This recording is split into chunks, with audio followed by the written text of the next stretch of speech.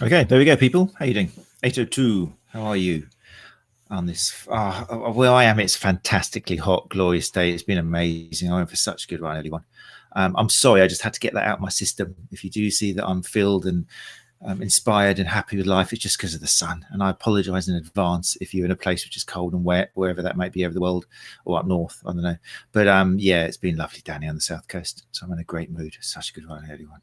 Anyway, welcome. It is the Sports Therapy Association podcast. We're on episode 55, which I think is a great number. It's much more monumental than 50. I love 55. Thank you, as always, for your support.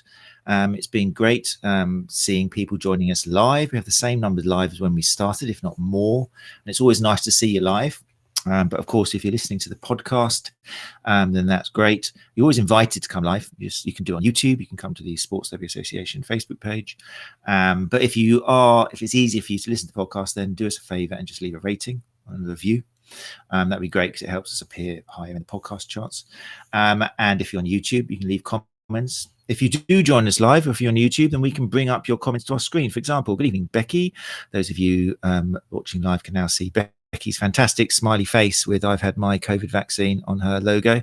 How are you doing, Becky? All right, good to see you in the house. Sammy Jack is here as well. Sammy Jack says it's been beautiful up here, up north too. I know I was being sarcastic, Sammy. Sorry. My wife's from Wigan, so I'm a lover of the north as well. Whereabouts are you, Sammy? I can't remember where you are. Is it Newcastle? I can't remember. You Geordie? I can't remember. We'll see. I'm sure you get back to me on that one. So yeah, if you do join us live, then it's fantastic. But just getting the message out is really good as well. Last week's episode, I'm still been talking about it. I think I mentioned it today on my little post-run ramblings. It was such an eye-opener. So thanks to Deborah Thurlow-Rowley for our endometriosis special. It was such an eye-opener. And it was so just listening to Deborah's personal story and her daily living with endometriosis, and also people who joined us shared their stories as well. And we saw from the sample here that it really is something that affects, well, as Deborah said, 1 in 10 women, and the same sort of prevalence as diabetes. And yet, if these women go to the doctors, generally the advice seems to be, well, it's just you just got heavy periods, or just go on the pill, or go and get pregnant, or it's really, really delayed and backwards and needs education. And so once again, as soft tissue therapists, we fall in that responsibility on our shoulders to actually ask the right questions, because many of these women with back pain, with pelvic pain, are going to come to us for a massage, because we're often the first point of call for pain. And we can help with that pain. We'll probably send them out feeling better, but as we know, that's not going to get rid of their symptoms a lot of the time. So we need to ask those questions, put it on the medical PAR-Q, give them an opportunity to talk about that sort of thing, and then we can direct them. We are referral machines. That's how I want us to look at ourselves in the rest of 2021 and 2022. We really have a massive place working in healthcare, because people with pain linked to rheumatology, male pelvic health, female pelvic health, hypermobility, they're probably going to pass through our doors before anybody else, maybe even before a GP. Because they just think, I just need to lie down for now and get away from life and have someone just make me feel good. That's what we do. So yeah, it was an amazing episode. Thanks again, Deborah. If you haven't heard it yet, then you can watch the video on YouTube if you like the video format, or you can download the podcast on your favorite app. Totally up to you. Do please share it as well. We're such a little organization compared to everybody else. So the more you share, the more chance we've got for the great speakers to reach other people and people who need it. So if you do that, would be great. Looking at the rest of the month, obviously I've got Chris Tiley looking there, slightly impatient now, swaying, probably thinking, how do I beat last week then? My God, last week was so popular. But Chris will be coming up soon. We're going to do a fantastic episode on over 60s resistance training, something I'm very passionate about, strength training, which you've probably gathered by now. And then next week, we've got a back pain special with Rob Beavan, the co-creator and host of Back Pain Podcast. And then at the end of the month, we've got, you can't quite see him under the banner. He'll kill me if he hears that I've hidden his beautiful face. Let's get rid of that banner there. There we go. Mike James will be in the house talking about CPD, the past and the future, some big changes in sports injury fix. And they're once again putting out some such relevant CPD. A lot of the people in the room are moving away from, I need CPD for my hands. I need to do great further things with my elbows and hands. That's the future for me. Understanding now, probably you need CPD for your business, for your advertising, for your communication, for your education, for all of these things which actually make a business. We'll be talking to Mike James about that. And obviously, as always, for STA members, there'll be discounts and things for the fantastic events that Sports Injury Fix are putting on. So there we go. Still got a fantastic June coming up, so I hope you can join us for every single step. But for now, we're going to bring up Chris Tiley for today's episode 55, and we're going to be talking about over 60s or resistance training for the over 60s. So without further ado, let's bring him up. Hey, Chris, how are you? I'm good. How are you? No pressure. It wasn't that good last week. Yeah. Oh, everyone left. No, I'm really excited you've come here. Thanks very much for joining us. It's a great topic. And already in the room, we can see people filling in. Sammy Jack has said she's from Perth. Then she says Scotland. Then she says Preston. What? Not Perth, Australia there. Is there a place called Perth in Scotland? Is there, Chris? Do you know? It must be, yeah. It must be. Said very well. I'm south as well. Must be Perth, Scotland. There you go. So there we go. Right. Chris, for the people who haven't heard of you, a few people have. When we were advertising you, it was where we could see in the comments, it was like, oh, good on you, Chris. Go on, Chris. All right, mate. It was very friendly, which I hope made you smile. But yeah, tell us a little bit about yourself and how you came to specialize in this population. Yeah, of course. So yeah, firstly, thank you for having me on. And like you say, from last week, no pressure, because I've looked down the list of names and listened to a couple of the previous episodes, and yeah, it feels strange to be on that list of people now. So I think on that note, I'd kind of say that I'm not a researcher like some of the other ones you've had in the past. I'm a physio who's qualified in 2008. Worked in several settings such as hospital, sports teams, and now in private practice. And I think through that, I've, like everyone, tried to keep up as much with the research as I can, and listened to a lot of podcasts and been on several courses and sort of developed my own interest off the back of that. And one of those is the strength training side of things in rehab. I don't know if you heard, Claire Mitchell's a kind of a big sort of big influence on me. Andrew McCauley's another one in terms of the courses I did. And through that, I've then through the people and the population I tend to see is the over 60s. So I've ended up kind of incorporating it in with them and realised there's not much out there for them. A lot of things strength training wise or resistance training, I use the terms interchangeably, wrongly or rightly. But yeah, it's all kind of geared towards a younger audience. And a lot of people have never kind of considered it in their older age. So it's been something really rewarding and something I've sort of developed a bit of a passion for. And I saw in the, I mentioned it, I think, in the advert we put out for you, but I'm very interested to hear a little bit about your work with Parasnowsport, GB. Tell us about that. Yeah, so I'm trying to think when that was. So I started just after the Sochi Games, which 2014. So they'd recently got some UK sport funding, and I managed to. I'd done a bit of voluntary stuff with them before, and at that point they got some funding for a physio. So got on board with them, and I went out for about 2 seasons with them. It's about 120 days a year on snow, which was very nice. But yeah, we had sort of 3 main categories with the disabilities that were a part of the team for both skiers and snowboarders. So it's visually impaired.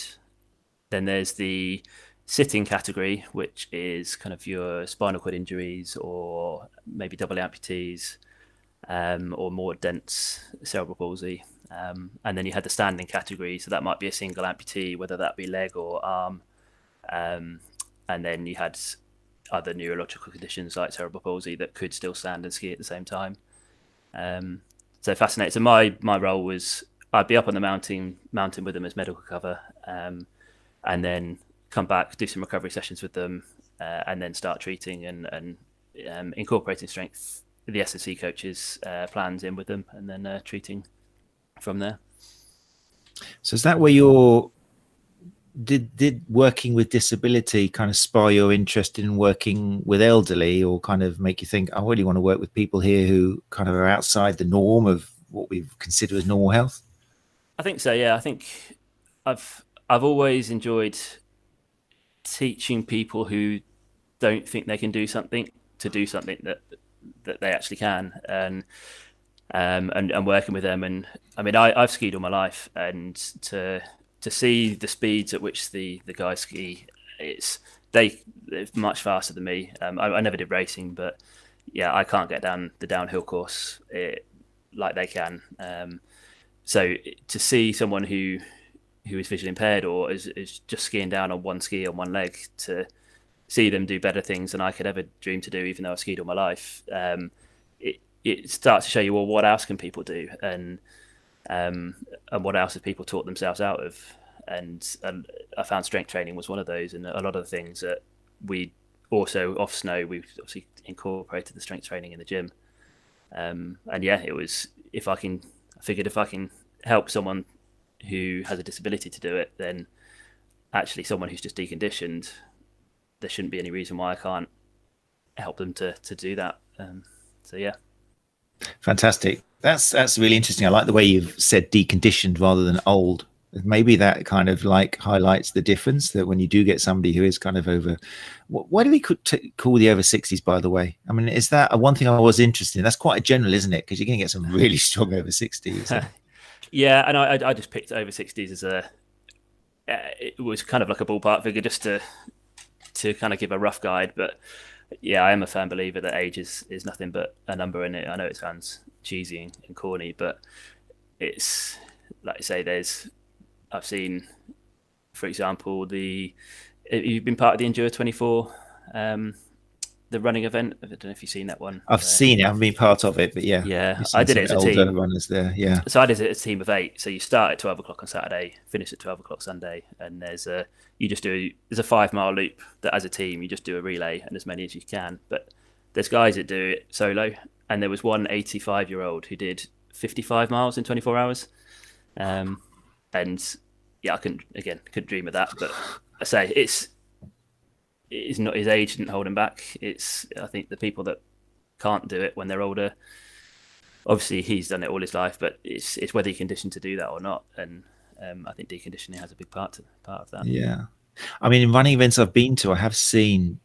It often seems, we'll talk about this later on, but I think I've met quite a few runners, particularly endurance runners, who ultra endurance even, who picked it up when when their partner died or something, and they were maybe 65 years old, and rather than crumble, they thought, I've got to pull this together. And with support, they've then started training.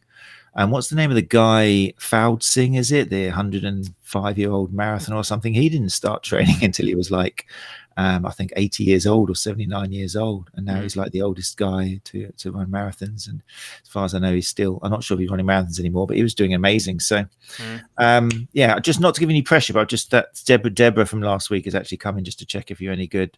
After hearing about how Deborah is, she was the lady, the endometriosis specialist. Yes, yeah. So she's obviously coming in. Hi, Deborah. Thanks for joining us. We've been singing your praises. He's fine so far. Yeah, not quite as good as you, but it's been all right. So and how was it getting into working? Because you work with, let's get it right, you work with Mike, don't you, in Harbin? Yes, Mike Grice. And a long-winded way. I might have you to thank for that. It's really? I can't remember what year it was, but I saw you speak at Therapy Expo, and you mentioned Greg Laban's name, and I had not heard of him at that point. And I went away, looked him up, booked as soon as I could, booked on his course, and I met Mike there, and then kept in touch. And then, due to my wife's work, we moved up to Birmingham. I got back in touch with Mike, and he said, "Oh, come work at the clinic over here." And so he's created a great team up there he's osteopath, and then we've got sports therapists, another couple of physios, massage therapists, SSE coaches. So yeah, but I think I wouldn't have met him if I hadn't have been on that Greg Lehman course. That makes me so pleased to hear. That's great. It seems so long ago, but that was the intention back then, just because you automatically assume that, and I'm sure you're doing it now, you automatically assume that everyone you come across has read what you've read, because you think, this is amazing. Everyone's bound to have read it. And yet there's still people, I'm sure you're finding, you're recommending, like Claire Minshall. Probably everyone in here knows Claire, but go outside of here and it's like, who? What's who? Claire, a woman teaching strength and conditioning? Surely not. And but that's what it's like in the real world. So we have to keep pushing these names, don't we, at the shoulders we stand on. Just saying hello to other people who've joined us live. So Louise Aker has said she loved it. Did Endure 24. Yeah, something on my bucket list. I'd love to eventually. Hopefully, now that races are starting, come back together again. Great atmosphere. Definitely recommend it. Yeah, Catherine, nice to see you here as well. Late to the party. Don't worry, Catherine, you won't need too many points for joining us late. Louise came back and said, as a team and solo, and see the over 60s do solo is amazing. Yeah, it's quite incredible. So let's move on to some of the obstacles that are commonly faced by the over 60s, either ones created in their head or by the media, or what do you think are some of the kind of misconceptions and how do we kind of get rid of them? I think some of the start with the misconceptions is that obviously the links in with the name of the blog Never Too Old to Lift, but a lot of people think it is age related and that they're too old to get started, or it's too late to get started, and that it's a young man's game and you might cause yourself injuries if you start now. I think there's a lot of people who have been told, whether that's by a medical professional or through the media or just through family, but you should stick to something low impact, such as Pilates or swimming or yoga or something along those lines. And I'll just get out there. I'm not saying anything negative about those either. I think it's all part of a bigger picture. I still advocate all of those as well, but the more that we lose the exposure to weight bearing with load and impact and things like that, the less we're going to be able to tolerate it. And I think the less you can tolerate, the higher risk you're going to pick up injuries and niggles that are going to make us rest and then decondition more, and then that's kind of where you start the kind of downward spiral. So how do you like, I mean, often with the younger population, I'm imagining here, I don't work with many older runners. I've worked with a few, but they're just not your classic older person. They're just machines, and they come running through the door asking for advice and help. But when you're working with a population who aren't going to naturally come through your door, I imagine they've already got kind of like barriers and lack of belief and that. How do you manage to reach out to them and let them know that it can be better and overcome some of the doubts they've got? I suppose there's two sides to it. So in terms of the physio clinic side of it, it's most people are coming in with a pain of some form, and then you can do some sort of testing, whether it's a handheld dynamometer or you just do some endurance testing and find that they do lack strength in one side or both sides, or if you look grip strength, another a key indicator, you can start to see that the lack of strength may well be a contributing factor for what they come in with. And I think a lot of things that we do see in a lot of age-related conditions, you can kind of track back lack of strength as one of the contributing factors. And I say it like that because it's not the only contributing factor, I know, and I'm not saying that strength is the panacea to everything, but it's definitely something not to be ignored. In terms of the blog I've been writing, it's I suppose trying to get out in front of different groups.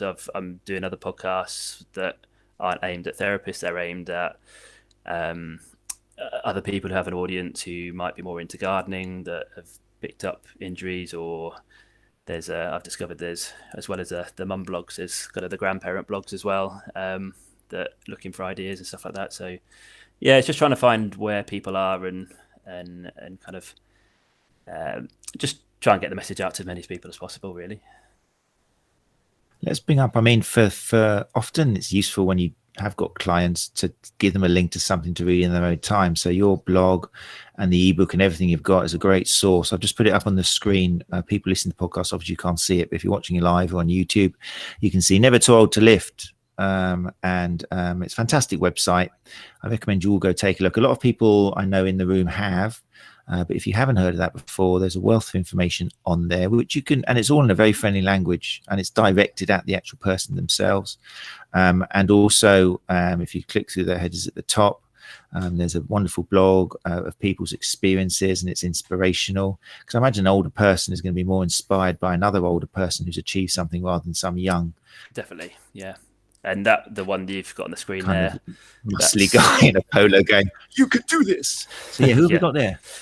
So this is you could top of the head's chopped off there, but it's when you got on the post, the full picture comes up there. But her name's Sue, or she's referred to as Super Sue.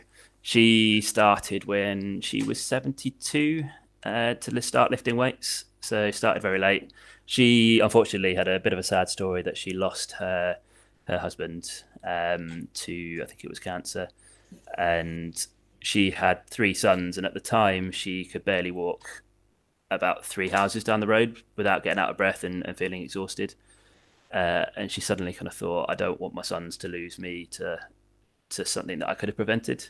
So she looked for things local to her. So she's based out in the States, and there's a couple of physios out there who use a CrossFit studio, and again, they just specifically target anyone who's an older adult. And she started attending that, and yeah, she's never felt better. She can, I think she's close to deadlifting her body weight now, and yeah, it's just a massive physical boost, but mental boost, and self-esteem has risen, and yeah, so there's a few other stories on there. I try and collect as many positive stories as I can through people who have started late in life. For people who listen to the podcast, just because you can't see the picture, obviously, but on her T-shirt it says, if I can see it with my eyesight, lifts heavy, ages gracefully, and avoids cardio. Which obviously the avoid cardio is ironic, but yeah, no, it's great. And she is definitely lifting there. It looks like a couple of 20s or 25s plus the bar. So it's like 70 kilos or something. So yeah, she's probably more than her body weight. So yeah, fantastic. And you've probably come across some good case studies yourself and people who you've managed to help. And I guess that's one of the things, isn't it? You really, I mean, you can make a difference with everybody, but when you're turning around someone's life like that, it must be really rewarding. Definitely. And then one I had in the clinic, it's great not having to be a focus on aesthetics. No one I really work with, yes, they probably deep down would like to look better when they're looking at themselves, but that's not the focus at all. And I had one of my patients who this last couple of years, she hadn't been able to cut her own hedges in the garden. She had to pay someone else to come and do it, and she just really irritated that she couldn't do it. And then this summer, or it was last summer, she sent me the message saying that she just cut all the hedges in one sitting without a break, and it's something she'd given up hope on. And the only difference she can account for is that she started strength training the year before and done it and stuck to it and kept to it for about a year. That's fantastic. So yeah, it's stories like that it's better than just seeing someone who's lost a few inches off the waist. Or again, I think she did as well, but it's great that she didn't come to me with that as a main measure of success. It's what she's able to do. That's brilliant, having a tangible goal like that. So let's get to the nitty gritty of it, and things like exercises, reps and sets, and how many times a week. Does it, obviously it very much depends on the person, but does it differ that much from what you would give a younger person, or? Not really, no. I think I spend a bit longer getting to the higher weights and the hitting the failure or fatigue at the sort of the lower reps. So again, a lot of the stuff I learned off Claire Minchell was the fact that the intensity that we should be working at is to try and achieve muscle fatigue and muscle failure at some point, and ideally that should be within 15 repetitions. But if we're going to get more specific, if we can get that closer to 5 repetitions, that's where we're really maximizing the strength gains, as opposed to kind of the hypertrophy and the endurance side of things. But for someone to reach muscle fatigue at 5 reps, firstly, it's a very daunting thing because they're probably going to have to lift pretty heavy, heavier than they've ever kind of considered they would be able to do. And the body hasn't been conditioned to deal with the movements. A lot of people that I work with haven't ever lifted weights in the gym. So yeah, whereas a younger person who has a bit of more of a baseline strength, you can you can load them heavier a little bit quicker. It take my time to build up to that, and some people can't even do the bodyweight versions of say a squat or things we're asking them to do. So I think that's where we come in as clinicians and therapists, is having a better idea of working at the lower levels and adapting things and regressing some of the exercises so that you can get a starting point.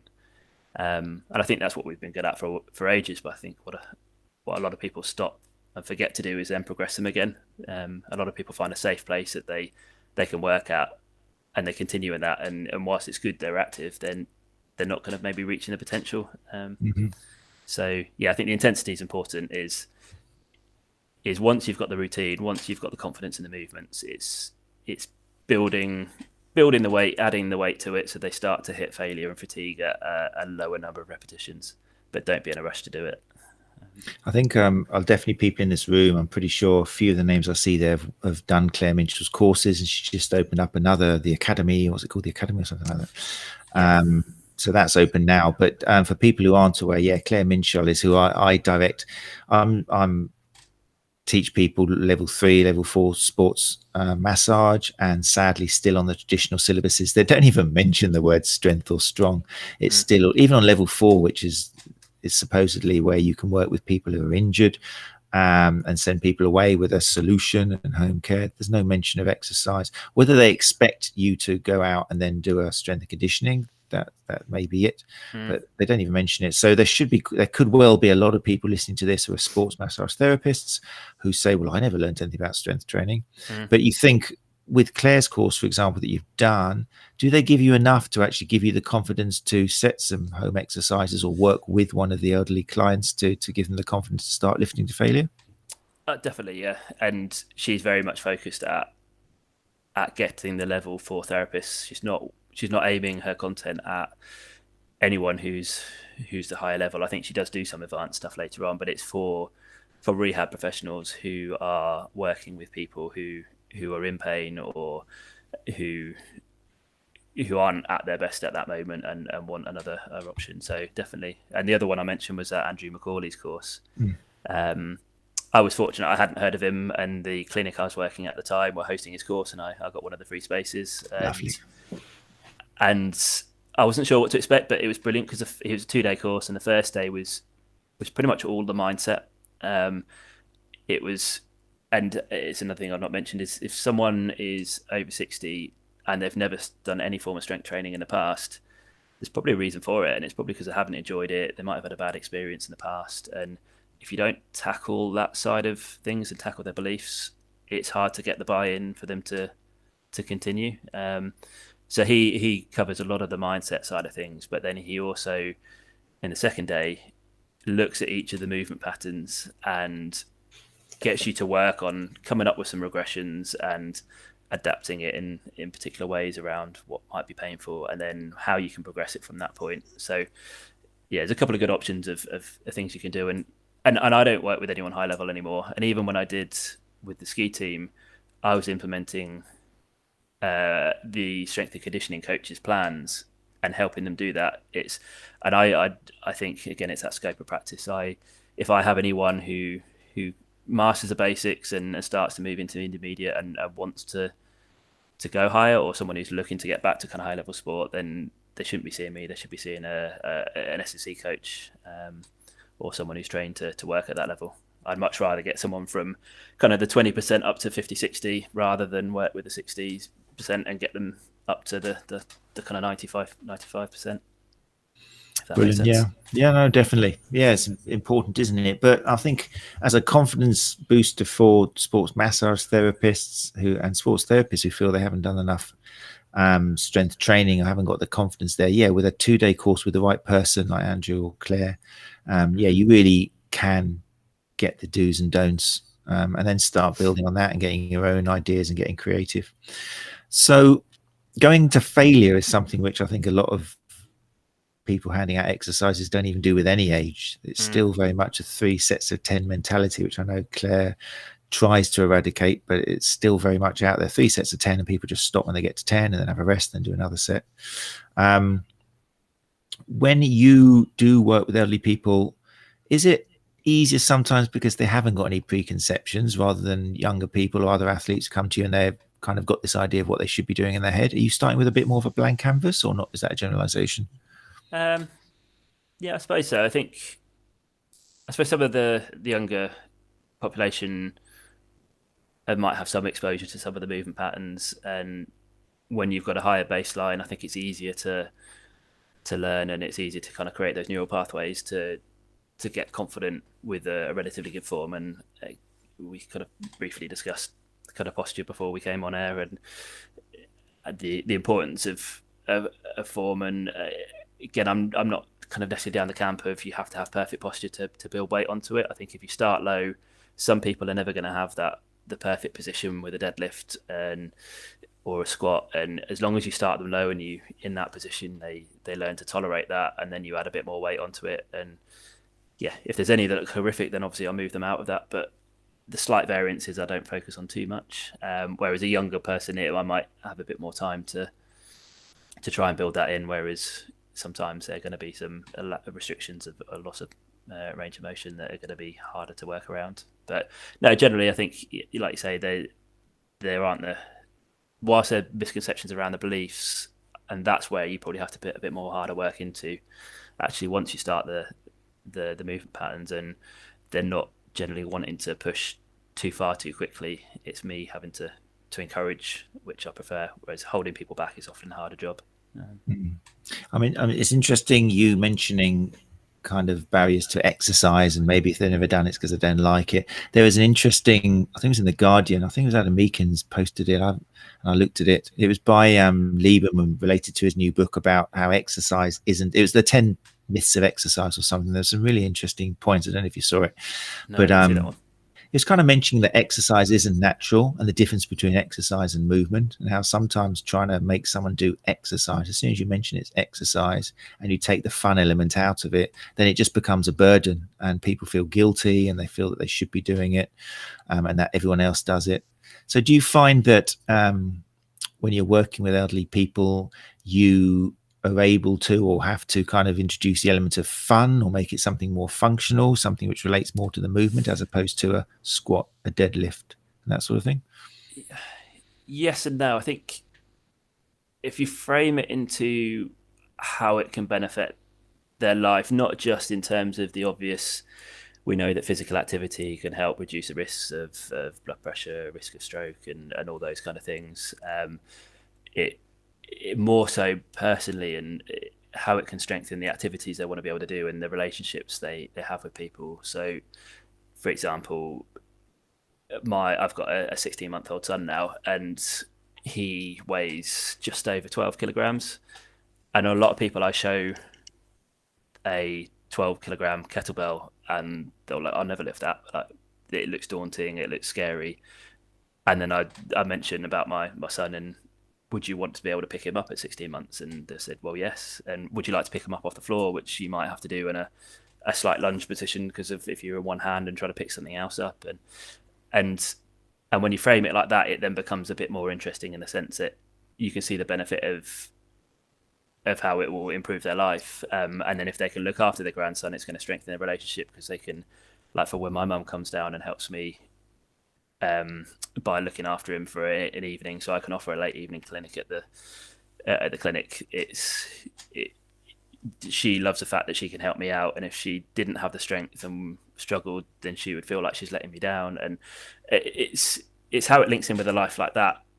In terms of making exercise fun for the sake of making them fun, I'm torn. I used to think like that, but the best analogy I can use is, and I use for people, that it's kind of spending money versus investing money for the future.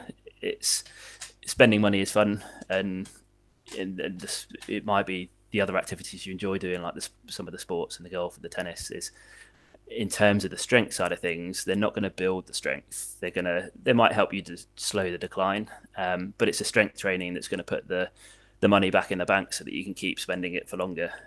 Because once you lose the strength, you're going to reach a threshold where suddenly the demands of tennis are going to be too much. You might keep picking up niggles and injuries, and then have to stop that, and then eventually stop something else. Whereas the more strength we can keep, the more and the longer that we can keep keep active for. So I think you've got to keep some fun exercise in your life, which is why I say carry on doing any exercise that you want to do is keep it separate to the strength training. But I think strength training has got to be a little bit more focused on what you want to achieve, or resistance training. Fantastic. Okay, good stuff. Right, we've got some questions coming up. Before we do go to the questions, and obviously a lot of this information that Chris is giving out, let's just bring this back up here. There is, well, when you said you saw there was a lack of resources out there, that kind of prompted you to write this ebook, which I've had a look through. It's a fantastic product. Tell us a little bit about how you decided what to put in there and who the ebook would be useful for. So yeah, when I started, so I was, I suppose, given the gift of time with the first lockdown, and I managed to write this in there. But what I didn't want to do was be too prescriptive. I didn't want to give people just a list of exercises and here do them, or be a video of me doing the exercises. I wanted to give people the idea of a bit of the basic concepts and a little bit of an idea of how to regress and progress exercises, or how to adapt them around pain, so they can get started, and then give them the idea of where to go from there. Because I think a lot of the messages I heard from people was that the reason they never successfully stuck to something, because every program they found, there was always one exercise that they couldn't do.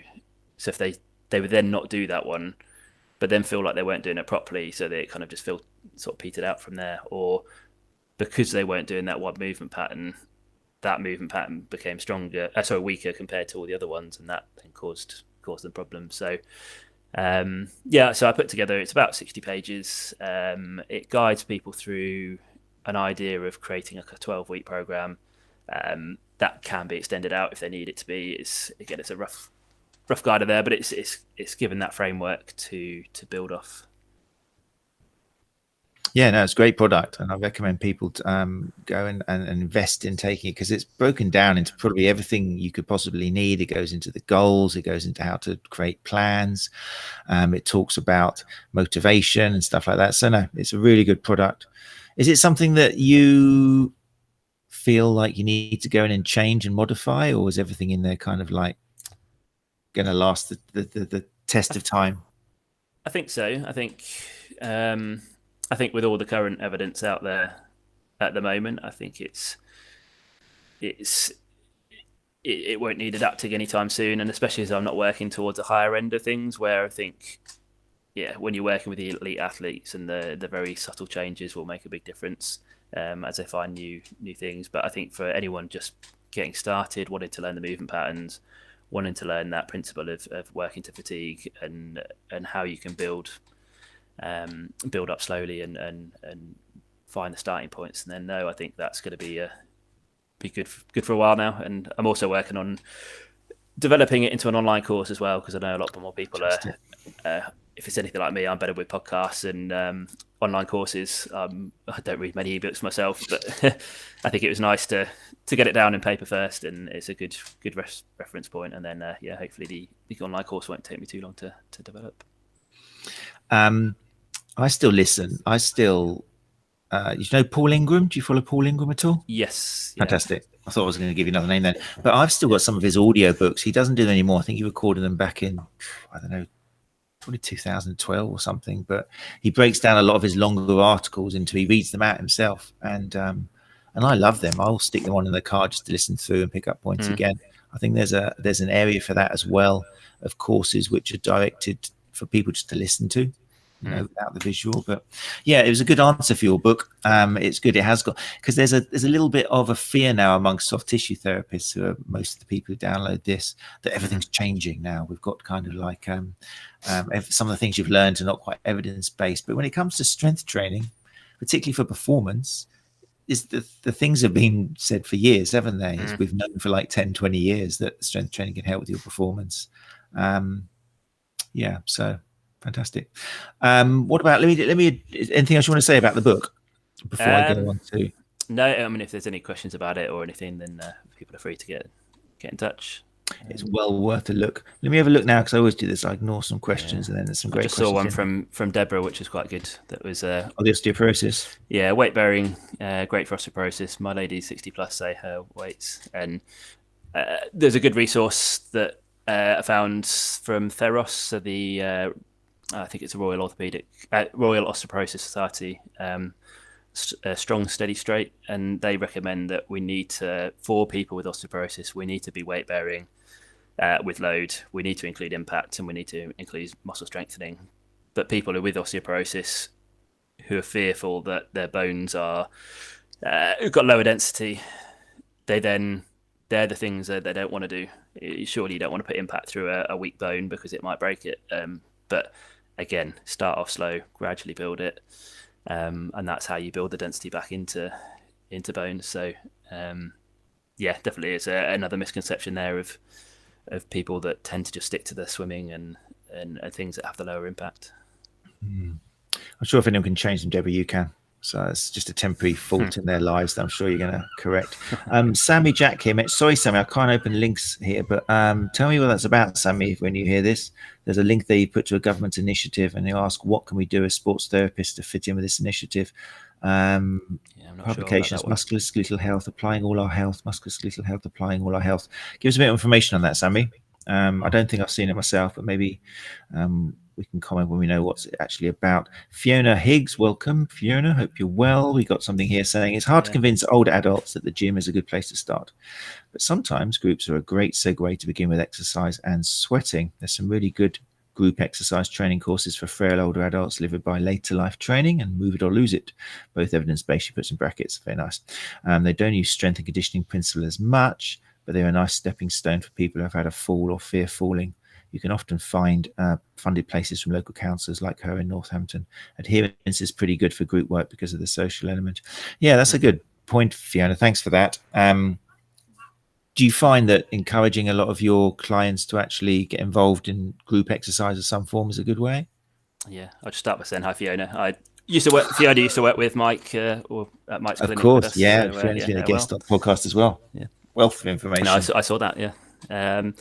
But yeah, and I've started a class with Mike, and I've, due to the space in the clinic, and with obviously COVID and restrictions at the moment, it's about 3 or 4 in the class at the moment that started with me pre-COVID, and they've just come back. We started our first one last week, and just working together and encouraging each other, and I think especially now people are craving the community and seeing each other, and this isolation's been such a big issue for people.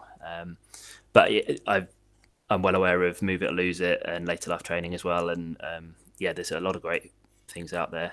I think there's a lot out there that are good for the, not based on Later Life or Move It or Lose It, but unfortunately I think a lot of over 60s classes and classes for the elderly are great at getting people moving, but again, you see them with the 1 kilo or half a kilo dumbbells, and you ask them how long they've been using them for, and they've never really progressed them. And it's a bit like with finding content for the blog. If I look at stock photos and I try and find someone who's not in their 20s or 30s to find a photo of them with weights, and it's hard.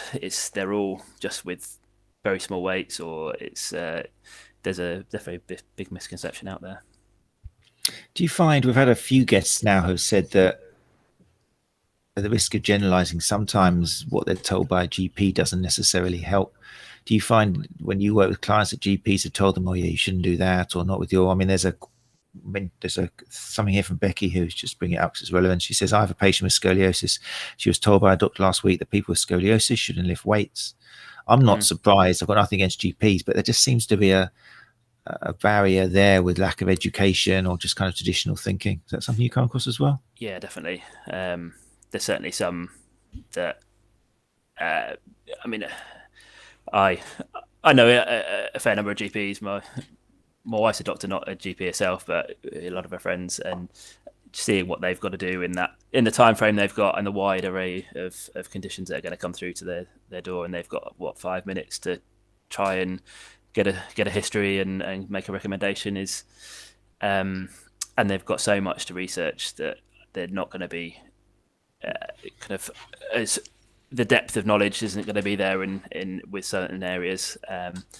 So yeah, I hear that all the time that, oh, you shouldn't lift more than 5 kilograms. Or I had someone recently who was told for their knee pain, just completely rest for 6 weeks, don't do anything, signed her off work for at least 2 of those weeks. And then you can start after that. And you just, starting after 6 weeks of doing nothing is going to be so much harder to get going again without causing another flare up. And it's difficult. And strength training doesn't have to look like strength training to start. Like I say before, some people body weight is going to be challenging, and you might even have to regress and find ways of offloading body weight or working through a shallow range of movement. And if someone is doing that and still hitting fatigue, then technically it's strength training for them. So yeah, I think there's a misconceptions about what strength or resistance training is as well, which then GPs might think of as, yes, I wouldn't either load someone with 40 kilos on a bar if they'd recently just had an operation, so they get told not to lift weights or not to do that. But yeah, they might be able to lift a lot lighter than that initially, and then we can build up to that point. So how would you like to see a definition of resistance training to kind of give it a more realistic meaning? I was listening to, I think I said before we came on, Adam Meakin's latest episodes of on the NAF Physio podcast, and he looked at a study where they looked at strength training, and at the end it didn't have, the participants actually didn't increase in strength, which there might have been a reason why strength training didn't show to have an impact on pain. But we're saying, well, if it didn't increase strength, was it a strength training program? So I think, yeah, for strength training to be strength training, we really have to look at strength as an outcome of that exercise. And then if you're looking back at the stuff we talked about earlier in terms of when you achieve the failure point, I think it's got to be closer to five reps. But I think if resistance training, you're using some form of external resistance to achieve muscle fatigue within 15 repetitions, I think that's a very good starting point. It can then be more subtle changes from there. I guess people are scared of just hitting fatigue, and some therapists are scared of taking their patients to fatigue, and that must just boil down to a lack of faith in the human body, in its robustness, and the fact that the body will stop you before something snaps. Generally, there are exceptions if there's a systemic disease of some form, obviously, but in most cases, an individual, when they can't do any more, it's because the nervous system has stopped them, isn't it? It's not because something's gone, but definitely. People don't have faith in their bodies. It's a shame. Yeah, I had a good tip recently, which I kind of do sometimes, but I'm going to start to do a bit more. But on certain sessions is at the end if I've got someone to do, if we're working down towards reps, so because 3 sets of 10 can still be good if the 10th one is a fatigue point or close to a fatigue point.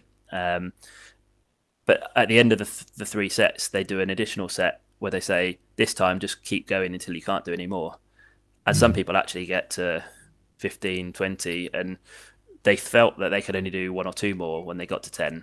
But actually, their body was well within its capabilities of doing another 10. So sometimes we have to actually get people to test their own bodies out, because they often do more than they think they can do.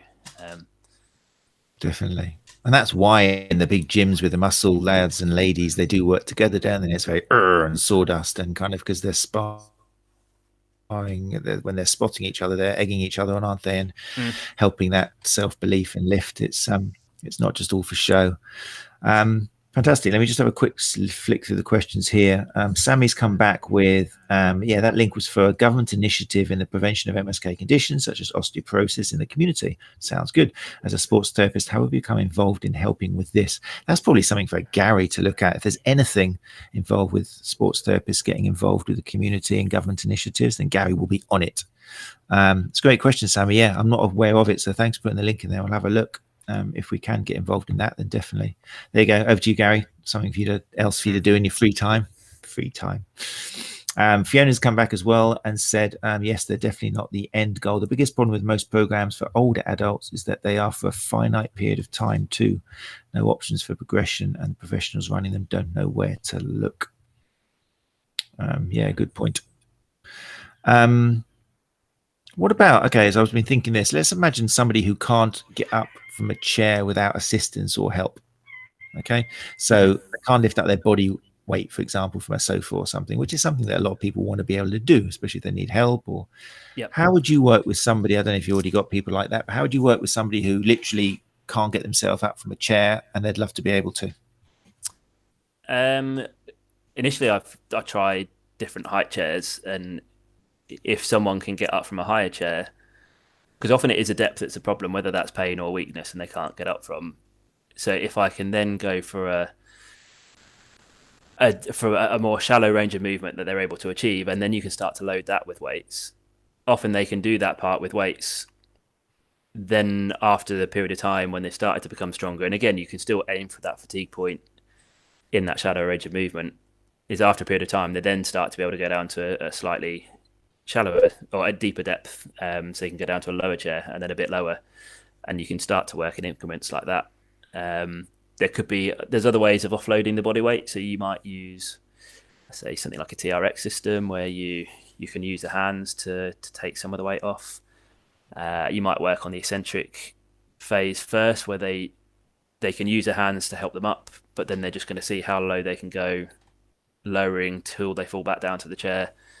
I say fall until they sort of have that little flop down back down to the chair at the end. Mm-hmm. Use other ways of loading the quads resistance. So you could use resistance bands to work on knee extension, build strength that way.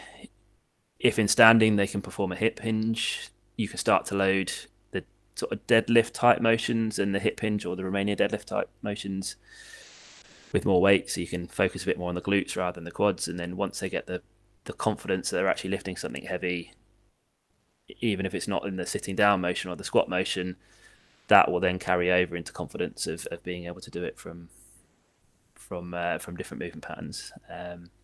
So it's just a few starting points there. More than a few. Fantastic. That was hoping for. So there's plenty of things you can play around there. And I guess all of that playing around with concentric and eccentric and different versions and regressions and progressions. And even isometrics sort of and time under tension and that side of it as well. Fantastic. That's great. And that's stuff people can pick up from, when you've got your online course, it'll be from you. But until then even Claire or Andrew will put links to that sort of thing. Often it's confidence for the therapist, isn't it? The therapist has got to be confident to push that client if they're ever going to hope the client to have confidence as well. Because the client will suss if you're standing there going, yeah, just grab that weight, you'll be fine. You can tell, can't you? The therapist has got to learn to be confident in their client's body. Definitely. Because the last thing you want to do is cause a flare up, and it does happen. And there's times you push a little bit too hard, and as long as they know that, and again, it's a whole other conversation of the sort of pain not meaning damage and just meaning we've created sensitivity, and we've done a bit more than they can tolerate. And if you gradually build it back up again, then it's fine. But yeah, it's probably another in-depth conversation, that one. No, it's really valuable, isn't it? Pain education will get in everywhere. We were talking about Dr. Rachel Zoffness, about the pain episode we did. A little bit of pain education is always going to come in. And sometimes with a therapist, just to understand how pain works before they can then pass that on to the client. Claire here's got a question. Let's have a little look. So Claire Hunter, hi, how you doing? Says, with hip and knee replacements, how would you build a level of loading to fatigue? Different fear factor involved. Question, Claire? I'd pretty much still do it in the similar fashion. Just knowing that depending on how soon after the hip replacement and knee replacement that pain might be an issue with that, or lack of range of movement in a new knee replacement might limit some of the movements we can do. But if a squat motion early on is too provocative for their pain, then I would probably focus a bit more on the hip hinge type motions to start with under load. But even before I was aware of the importance of pushing the intensity, the movements I used to do as a newly qualified physio for hip and knee replacements were still, how do I get out the chair, the sit and stand, and the kind of variations of hip hinge, whether that might be a bridge on the bed or starting to lift up. So again, it's something we've always been good at, is regressing the exercise and getting them started, but we've not necessarily pushed them because we've been scared of making things worse, or just some of the misconceptions there. And yeah, I think as long as you're taking someone with a hip and knee replacement and gradually building them slowly, and knowing that they're going to be more prone to a reaction, then that's fine. Again, I wouldn't just suddenly jump someone who's had one straight onto a kind of a body weight squat or something along those lines. So it's just slow progressions in the right direction. Good question, Claire. I mean, I personally, when I've worked with people like in that population, part of the battle, particularly if you're, well, regardless of who you are, is what they're going to hear from other professionals. Like a lot of these people just want to come in for a massage, and you start trying to get them to exercise, and they're just like, oh no, they're worried about it. They think it's going to do worse. They just think they need a massage, and you know that they go around the corner and walk into a different clinic, then they will get what they wanted, and they'll just get a massage, and that person will tell them, oh, this is all you need. No, you don't do any strength exercise. That will just flare it up. So it really is tricky. So as always, the skill that the therapist needs, as like when we had Mike Stewart on, is the ability to teach, isn't it? To educate, to use the right language, to get confidence in that client that they can do it, and that maybe what they've heard elsewhere might not be the only way of doing things. Yeah. Just on that note as well, that I want to make it clear that I'm not purely strength trained and not hands-on at all, and the hands-on side in terms of the pain relief can be valuable. I often can get someone to try and do a particular movement, a squat or something they can't quite achieve. You do a bit of hands-on, will calm down the nervous system, get them to try it again, and suddenly they can do it. And it can be incorporated, but massage on its own may not bring about the functional benefits we're after. Strength training on its own may not be able to achieve that. It's working everything together, like you say, and it's looking at the bigger picture, and then it's the narratives that we give as we explain what's happening when we do that. Yeah, really good point. Yeah, it is a case, and I'm glad you said that. I mean, it's really true. The massage can help, even just passive movements. Just showing the patient what range they can reach, having the security that, look, your knee does come up here. We're doing a squat now. It does work. Nothing snapped or broken. Now you try and little go, let's do it together, that sort of thing. Yeah, putting it all together. Who would have thought it was a multidisciplinary approach that would help the client? Incredible. Good stuff. Right, it's getting to 8:59 now. So we are heading towards that time. Catherine here has said, let's have a look. Catherine said, I love using a mix of explosive exercises and isolation moves to help them stop using one leg more than the other.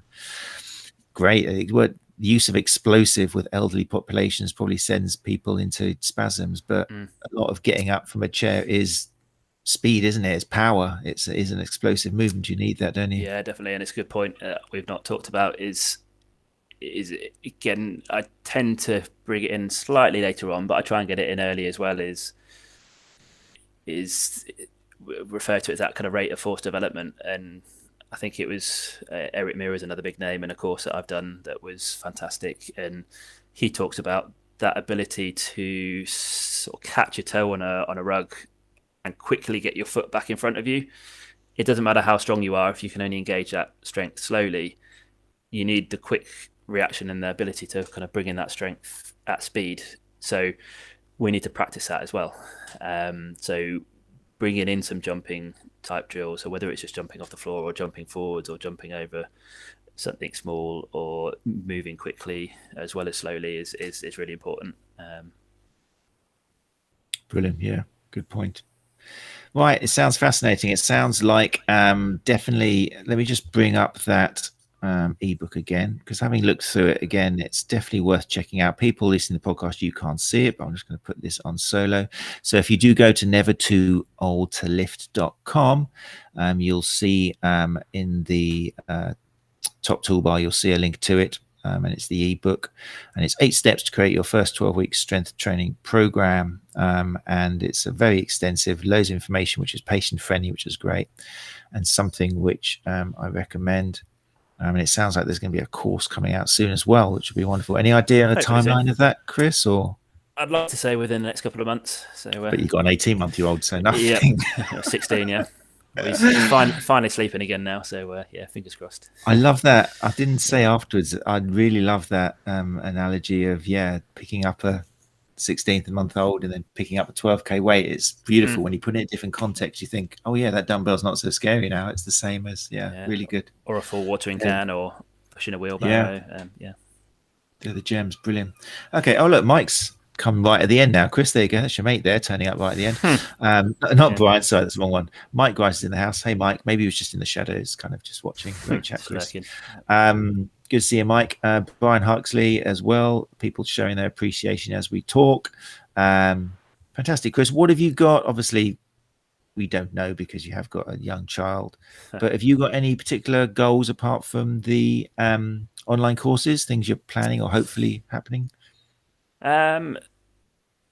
Nothing else at the moment, really. I'm looking forward to being able to get back to just in-person courses to other people so I can go and look at. And I know I missed out on Therapy Live because I was working. I think it was Friday, wasn't it? Just gone. But when Therapy Expo starts again, and just meeting other people, is that isolation. I'm lucky that I work in a clinic that has got others in it, but I'd like to kind of just network with others again and see people. It is nice. We definitely need it, don't we? I was championing online consultations, and there's still a massive place for online consultations. But the first time I actually did a few gait analysis face to face, and I was just checking for like ITB syndrome or something, and just palpating. It was like, oh wow, this is nice. Holding another human being. You could see on their face, it was like, okay, this is what I needed. I needed a professional. It was wonderful. We'll never get rid of that, will we? Right, dude. Thank you so much for giving us your time. If people want to connect with you, what's the best way? Is it via the website or social media? Either website or it's on Facebook or Twitter are probably the ones that I use the most. Facebook the most, and then a little bit on Twitter. I'm on Instagram, but I'm rubbish at it. So. Fantastic. And obviously we'll keep, as always, this comment thread going. So people have got more questions. If they're watching the repeat here on Facebook or on YouTube, then just stick something into the comments and I'll let you know, Chris, if someone puts some questions in. Yeah, I'll keep an eye as well. Fantastic. Really kind of you. Right, people. Thank you very much for joining us as always. What have we got next week? Let me just bring this up into the stream. So next week we've got Rob Bevan. Do you follow Bob? Do you know Rob at all? I've seen you conversing with Rob. I've not. I know of him, and I see him on Twitter and a lot, but I don't know him personally. No. Really good information they're putting out there in a friendly way. So the Back Pain Podcast, another podcast, NAF podcast, but it is a great podcast. And Rob, co-creator, is going to be here next week, talking just about back pain and how things have changed and how we can help clients, things we've got to watch out for and how we've evolved. So obviously there's going to be some fantastic information there for all of you guys. So do join us for that. And then the week after, on the 29th of June to end June, like I say, we've got Mike James coming up. And we're going to have a nice big chat again about CPD, how things have changed. Now we're allowed face-to-face again. And all that. So that's going to be really good end of the month. But for now, on behalf of Chris and myself, thanks so much for joining us. And we'll see you next Tuesday.